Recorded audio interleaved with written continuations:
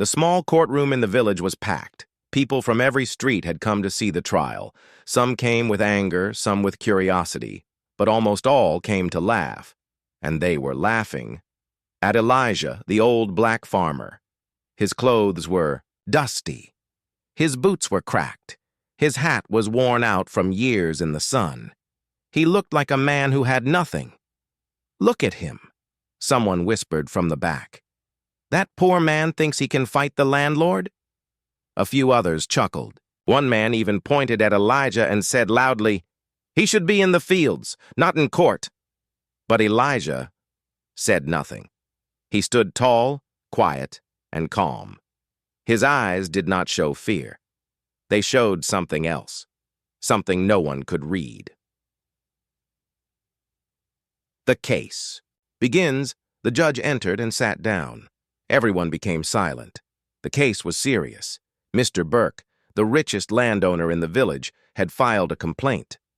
He said Elijah had stolen a piece of land that didn't belong to him. "He forged the papers," Mr. Burke told the judge. "That land has been in my family for years. This farmer is lying." The judge looked at Elijah. "Do you have a lawyer?" Elijah shook his head. "I will speak for myself." More laughter in the crowd. Even the clerk behind the desk smiled a little. The judge raised his hand for silence. "You may speak now." Everyone leaned forward. They waited for Elijah to speak, maybe to beg, maybe to cry. But what Elijah said was strange. He looked at the judge and said, "I will not speak today, Your Honor, because tomorrow the truth will speak louder than I ever can." A soft gasp moved through the room. Even the judge looked surprised. "What does that mean?" the judge asked. Elijah smiled gently. "It means I ask for one more day. Just one, then I'll prove everything." Whispers and mockery. Outside the courtroom, people gathered in groups. "Maybe he's going mad," one woman said. "He thinks silence is going to win his land back," laughed a man. Only a few were quiet. A school teacher named Mrs. James, who once taught Elijah's daughter, said softly, "That man has a fire in his eyes. I think he knows something." But no one listened. To them, Elijah was just a poor farmer with dirty hands and an empty pocket. Elijah walks home. As the sun began to set, Elijah walked slowly down the dirt road. His small farm waited at the edge of the village. The trees were dry, and some crops had died from lack of water. He passed children playing. They stopped and stared. Some laughed. He passed a rich man's car. The driver rolled down the window. "You're finished, old man," the driver said. "Why don't you give up now?"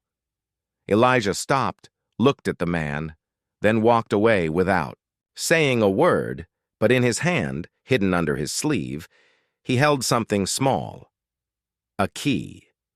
And that key would change everything. A hidden place.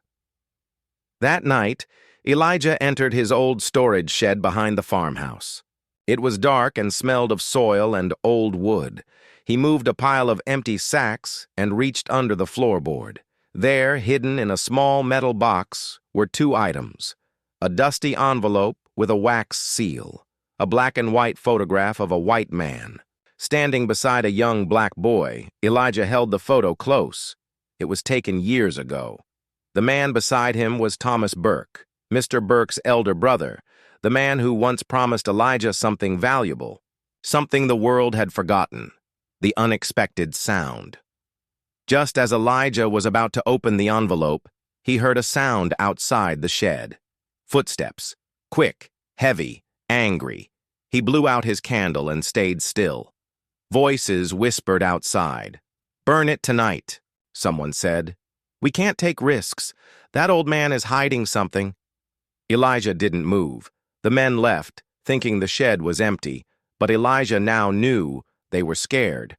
And when powerful men are scared of a poor farmer, it means he has the truth. The next morning, the village was buzzing with whispers. "Did you hear?" Elijah refused to speak. He asked for one more day.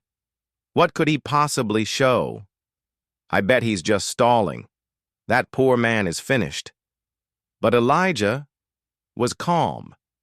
He was already awake before sunrise, standing in his small kitchen, boiling tea in an old kettle.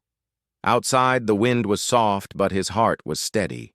He had waited many years for this day, and now it was time. Flashback, years ago. Many years earlier, Elijah was just a young boy. He worked in the fields, planting seeds and watering crops. His hands were always full of soil and his back always ached, but his mind was sharp. While other boys played, Elijah would collect old books, broken books, books people threw away. One day a man came to the farm. He was tall, with gray hair and a kind smile. His name was Thomas Burke, the older brother of Mr. Burke. Thomas watched Elijah working hard. "You work like a man," he said. "I have to," Elijah replied. "No one else will." Thomas sat beside him. "Do you know how to read?" "A little," Elijah said quietly. Thomas gave him a book. It was a book about land rights. "Study this," Thomas said. "One day you'll need it." The promise weeks later, Thomas and Elijah sat under a tree after work. Thomas looked serious. "Elijah," he said, "I don't have children. My brother, he only wants power." Elijah listened closely. "I may not live long, but I've written a will. When I die, part of this land that you've worked on for years, will be yours." Elijah was shocked. "Why me?" he asked. "Because you've earned it," Thomas said, "and because you understand its value." Elijah nodded slowly. "I won't let you down." Thomas smiled. "I know. Back to present. The secret envelope." In the present day, Elijah sat at his old wooden table. The envelope Thomas had given him years ago was still in perfect condition, protected in the metal box. He gently opened it. Inside was a copy of Thomas Burke's will, signed and sealed. It clearly said, "I give 5 acres of land to Elijah, the C.I., one who worked beside me with honesty and strength." And attached to it, a legal note from a city lawyer, proving the will had been registered many years ago. Elijah folded the papers carefully. He had the truth now, but truth was not enough. He needed proof that could not be ignored. To the city, Elijah took a small bus to the city that afternoon. His hands shook slightly as he entered a small building, the legal records office. He waited in line quietly. When it was his turn, he showed the old will. The woman at the counter looked surprised. This is very old, but it's still valid. Do you want a certified copy?" "Yes," Elijah said calmly. As the machine printed a fresh copy, the woman asked, "Do you know how lucky you are?" Elijah smiled. "No, just how patient I had to be, back in the village." While Elijah was gone, Mr. Burke grew nervous. He had tried to stop Elijah with fear, with power, with fake documents. But now, people were talking. What if the farmer is telling the truth? I heard he went to the city, today. What if Mr. Burke isn't the real owner? Mr. Burke shouted at his servants, yelled at his lawyer, and walked back and forth like a storm. He wasn't afraid of Elijah. He was afraid of the truth Elijah might carry. The night before. That night, Elijah returned quietly. He placed the documents in a leather folder and kept it under his pillow.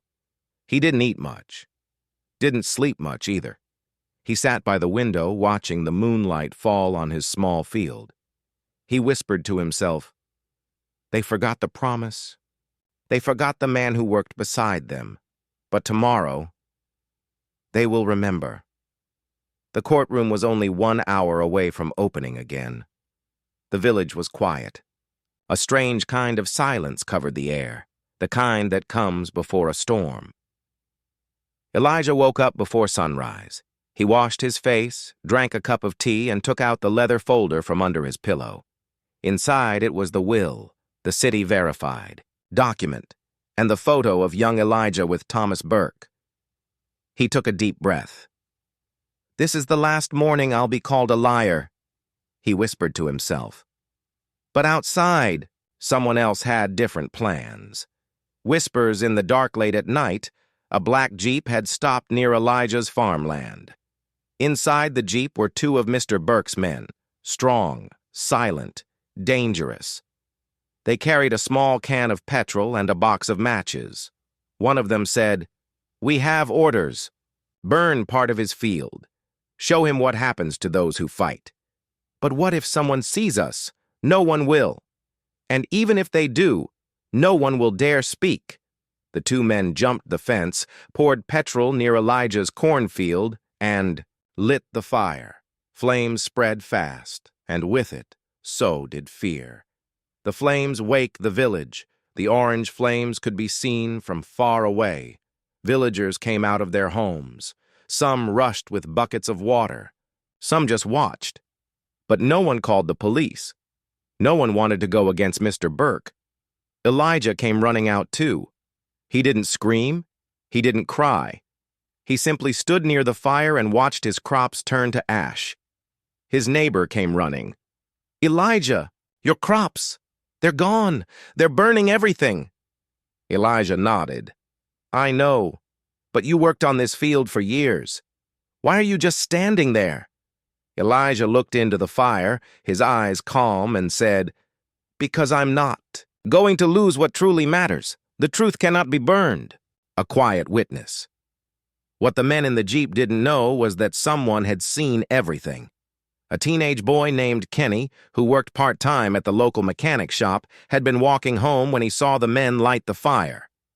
He hid behind a tree, took out his old phone, and recorded everything. He wasn't brave enough to speak, but he was brave enough to save the truth. Later that morning, Kenny quietly walked to Elijah's home and gave him the phone. "I saw it," he said. "I saw everything." Elijah took the phone, surprised. "Why are you giving this to me?" "Because you're the only one in this village who still stands tall. I don't want you to fall." Mr. Burke's anger. Across the village, Mr. Burke was pacing back and forth in his big house. His face was red with anger.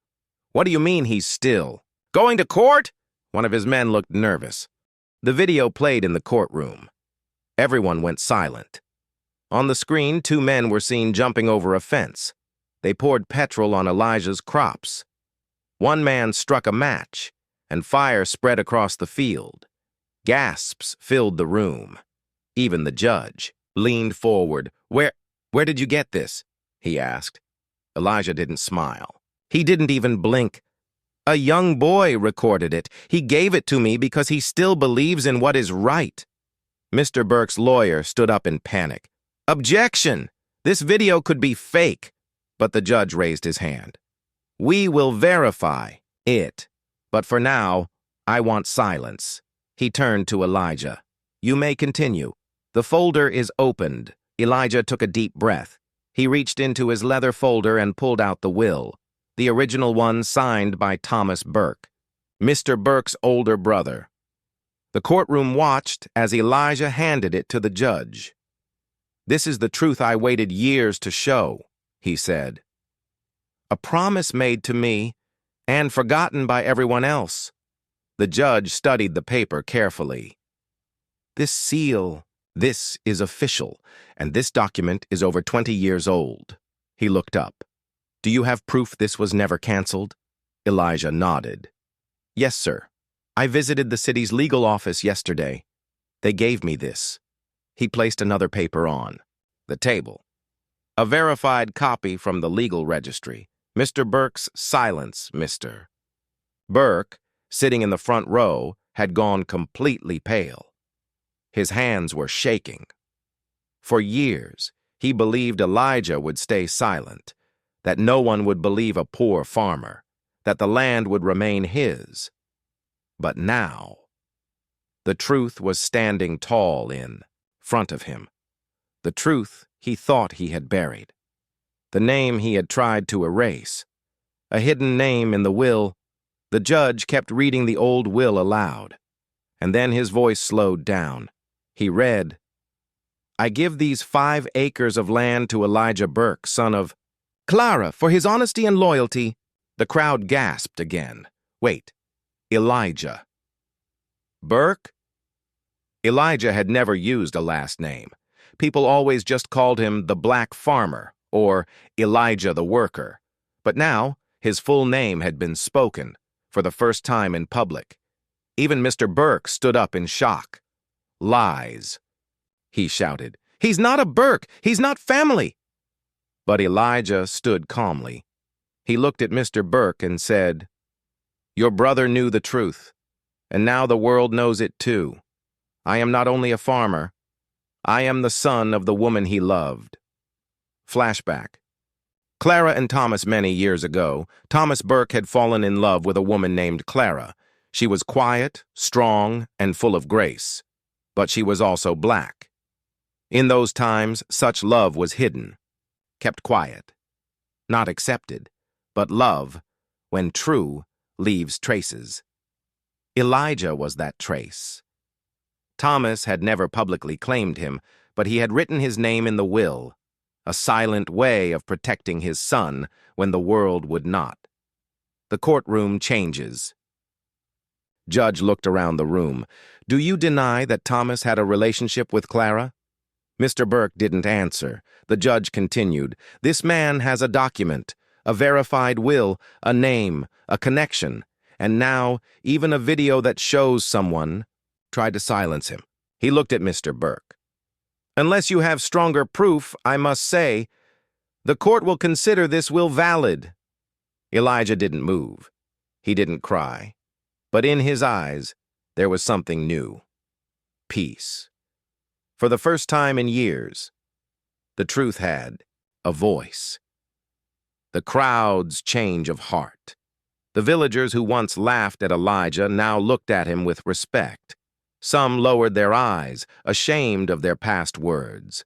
Others nodded slowly, understanding now that Elijah was not just a farmer.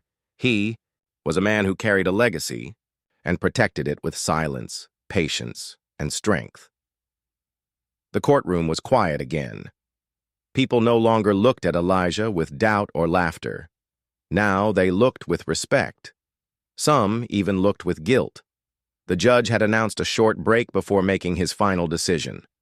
Elijah stepped outside to breathe. He stood under the same tree where, many years ago, Thomas Burke had promised him a future. And now, that future was almost here. But something still didn't feel right. Elijah could sense it. And he was right. Mr. Burke's panic inside the courthouse. Mr. Burke was furious. He kicked a chair and shouted at his lawyer. "This is a joke! That farmer is ruining everything! My land, my name, my power!" The lawyer tried to calm him. "Sir, the will is legal. The name is real. We should settle now. Offer him money." But Mr. Burke's pride was bigger than his fear. "I will never give him a single piece of land. I built my name with my own hands." "No, sir," the lawyer said quietly. "Your brother built it, and you just inherited it." That made Mr. Burke snap. "Then I'll do what my brother couldn't. I'll make Elijah disappear. Forever." A sudden announcement. As the courtroom reopened, something strange happened. Before the judge could speak, one of Mr. Burke's assistants stood up. He looked nervous and sweaty. "Your Honor," he said, "I would like to speak." The judge raised an eyebrow. "You are?" "My name is Ronald. I've worked for Mr. Burke for 12 years. The room fell silent. Even Elijah turned. His head. Ronald took a deep breath. I was told to burn Elijah's field. I didn't do it myself, but I saw who did. And I know it was ordered by Mr. Burke." Gasps again. The judge looked serious. "Do you have proof?" Ronald nodded. "Yes. I recorded a phone call. I have it. Here." He handed over his phone. The judge played the recording on speaker. Mr. Burke's voice was clear. "Burn the field. Break his spirit. I want him gone before the hearing." It was undeniable. It was over. The crowd turns. For the first time, villagers stood up in court, not to leave, but to speak. An old woman said, "Elijah gave me food when I was sick." A farmer said, "He helped me fix my well, even when I laughed at him before." Another man said, "I always thought he was weak, but now I see he's the strongest among us." The crowd had changed. They no longer feared Mr. Burke. They stood with Elijah.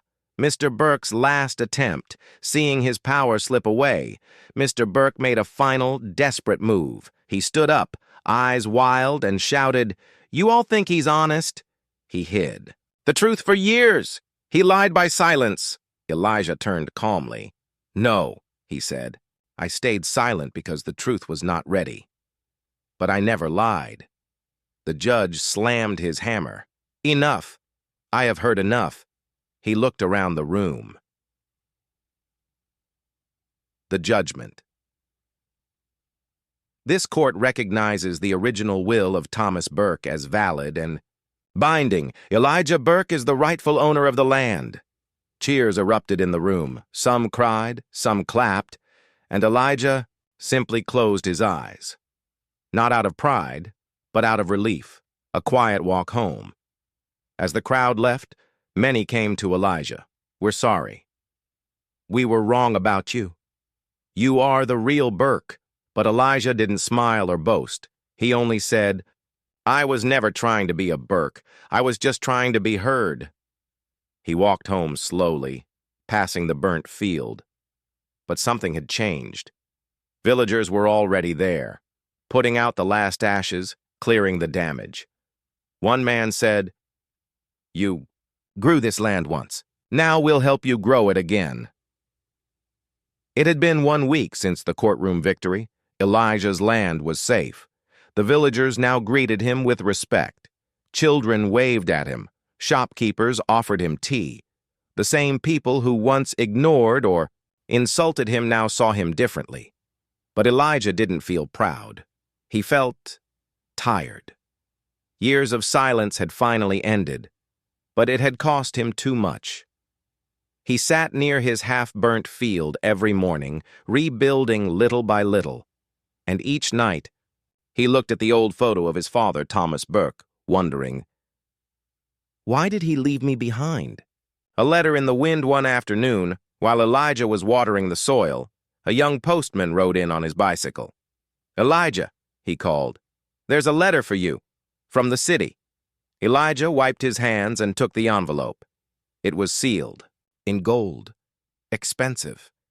He opened it slowly. Inside was a short letter. "Dear Elijah, I saw your name in the papers. I never knew the truth until now. I am returning home. Please meet me at the old train station Sunday morning. A friend of Thomas Burke." Elijah stared at the letter for a long time. Who could it be? Why now?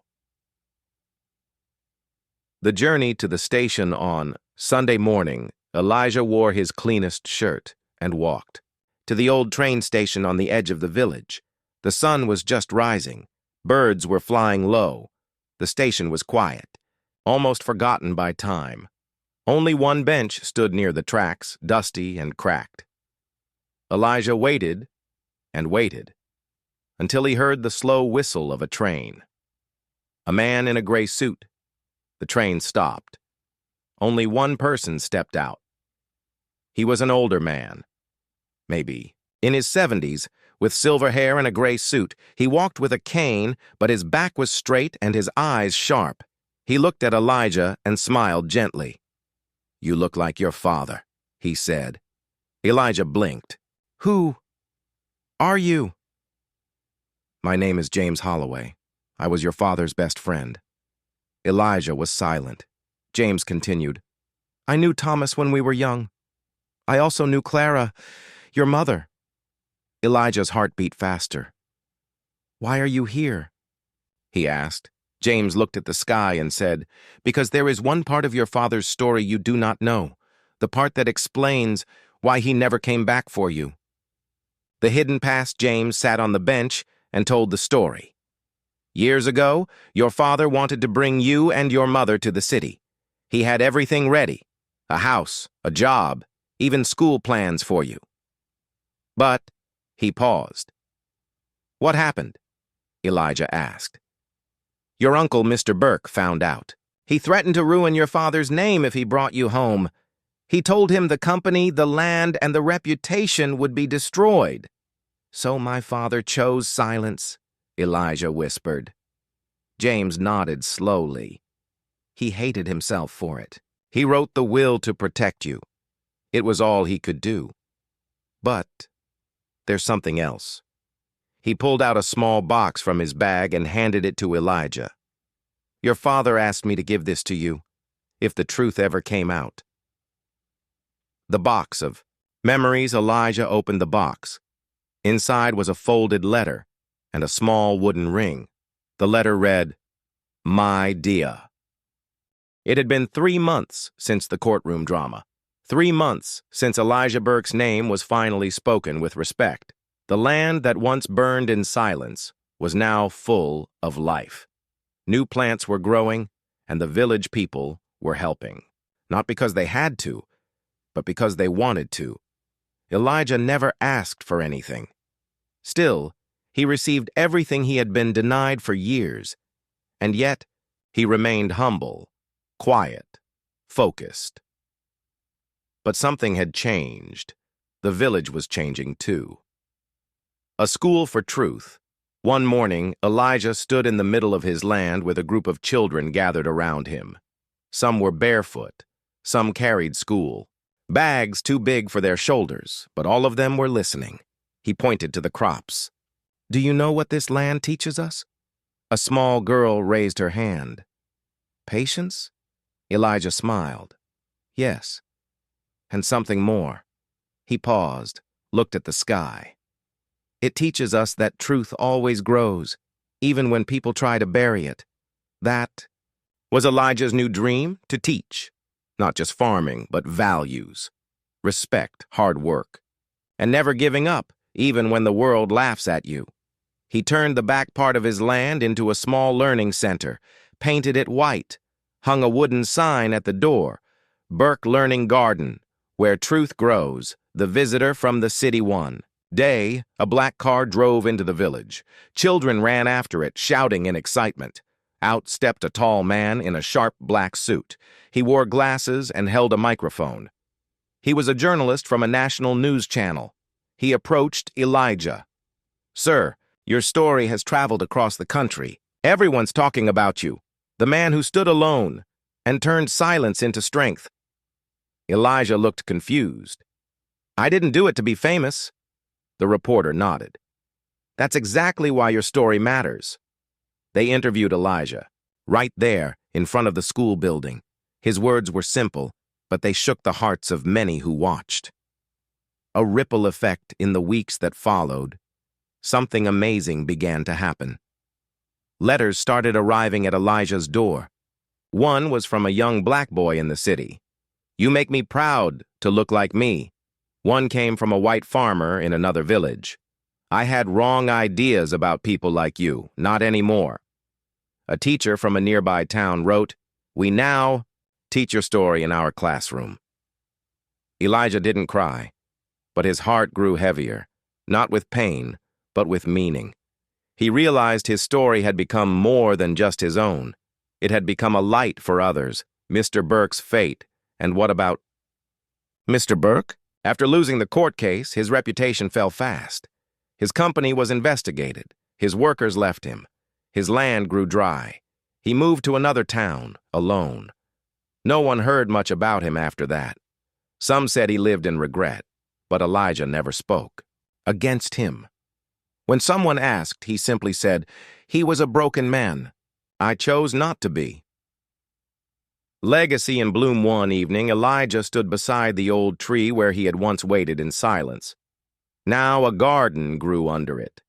Bright flowers, strong crops, children's drawings hung on the tree. A little boy walked up and asked, Uncle Elijah, what does legacy mean? Elijah smiled and bent down. A legacy, he said, is something good you leave behind, even after you're gone. The boy thought for a moment. Like this school? Elijah nodded. Exactly.